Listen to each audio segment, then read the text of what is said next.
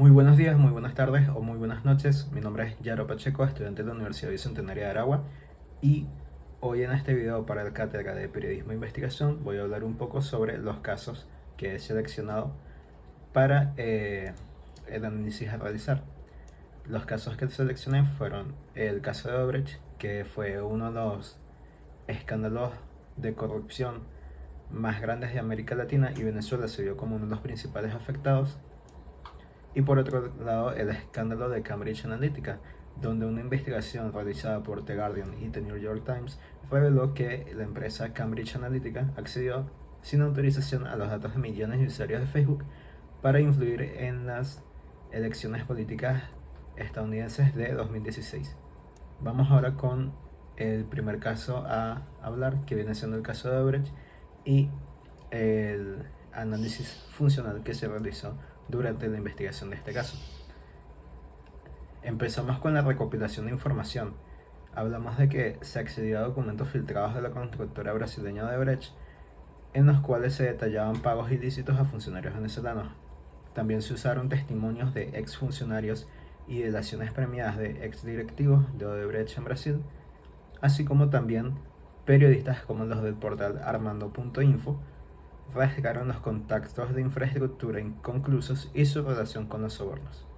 Ahora, hablando sobre la verificación de datos, se cruzaron entre documentos oficiales, testimonios y bases de datos de investigaciones previas, se usaron fuentes confidenciales y entrevistas a expertos en corrupción y financiamiento ilegal, y por último se compararon los hallazgos con las investigaciones del Consorcio Internacional de Periodistas de Investigación, o ICJIJ.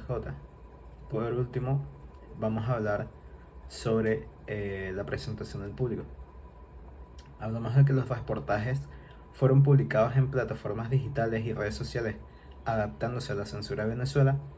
Se utilizaron infografías y reportajes multimedia para explicar la magnitud del caso, y se difundió la información a través de medios extranjeros debido a las restricciones de prensa en el país. Pasando con el siguiente punto, vamos a hablar un poco sobre el análisis operacional y cómo se llevó a cabo la investigación. En las técnicas utilizadas tenemos el periodismo de datos, donde se analizaron bases de datos sobre contactos y transferencias sospechosas, entrevistas confidenciales, donde se contactaron exfuncionarios y expertos en corrupción, y por último, colaboración transnacional, donde se trabajó con medios como La Nación en Argentina, IDL Reporteros en Perú y el ICJIJ para obtener datos y confirmaron información.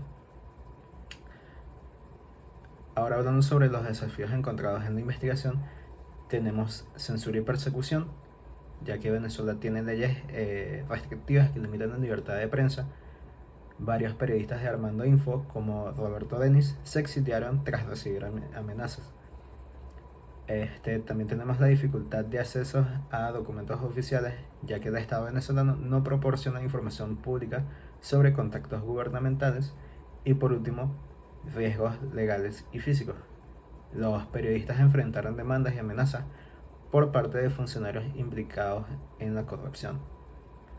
Por último, vamos a hablar sobre la superación de los obstáculos. Tenemos el uso de plataformas internacionales para la publicación de reportajes, evitando la censura en medios nacionales, como hablamos anteriormente. Tenemos la protección de fuentes y periodistas mediante redes de apoyos como el ICJIJ y Reporteros Sin Fronteras. Y por último tenemos el uso de tecnologías de encriptación para invertir la interceptación de comunicaciones. Por último, vamos a hablar sobre el análisis conceptual. Básicamente, los principios y teorías del periodismo de investigación que fueron aplicadas en la investigación del caso de Odebrecht. Primero tenemos la transparencia y rendición de cuentas. El periodismo de investigación busca exponer la corrupción para exigir responsabilidades políticas y legales. En este caso, se aplicó la teoría de vigilancia del poder, que establece que la prensa actúa como un contrapeso a los abusos del gobierno. Segundo, interés público versus poder político. La investigación en Venezuela muestra la tensión entre el derecho a la información y el poder de las élites políticas. así como también se aplican los principios de libertad de prensa y derecho de información, esenciales en sociedades democráticas. Por último, tenemos el periodismo colaborativo global, que viene siendo la naturaleza transnacional del caso que demuestra la efectividad del periodismo colaborativo, así como también se evidencia la aplicación de la teoría de redes periodísticas, donde medios de distintos países trabajan juntos para desenmascarar la corrupción. Ahora, pasando al siguiente caso a tratar, vamos a hablar sobre lo que viene siendo el escándalo de Cambridge Analytica. Empezando por el análisis funcional, nuevamente, hablamos sobre la recopilación de información en este caso, donde se obtuvieron filtraciones de documentos internos de Cambridge Analytica. Un ex empleado de la empresa, Christopher Willey, actuó como denunciante y reveló detalles sobre las prácticas de la compañía. Y por último, se analizaron contratos y correos electrónicos que mostraban la relación entre Cambridge Analytica, Facebook y actores políticos. En la verificación de datos, se cruzaron los testimonios de Willey con documentos y registros de la empresa, así como se analizaron las bases de datos de Facebook para identificar cómo se habían obtenido y utilizado los datos de los usuarios. También se realizaron entrevistas con otros ex empleados y expertos en privacidad y tecnología. En el ámbito de presentación al público, hablamos de que la investigación fue publicada por The Guardian y The New York Times, acompañada de reportajes multimedia y videos explicativos. Channel 4 News de Reino Unido realizó una investigación encubierta donde directivos de Cambridge Analytica fueron grabados admitiendo prácticas manipuladoras. Y por último, se difundió en redes sociales y plataformas digitales, generando una ola de indignación global.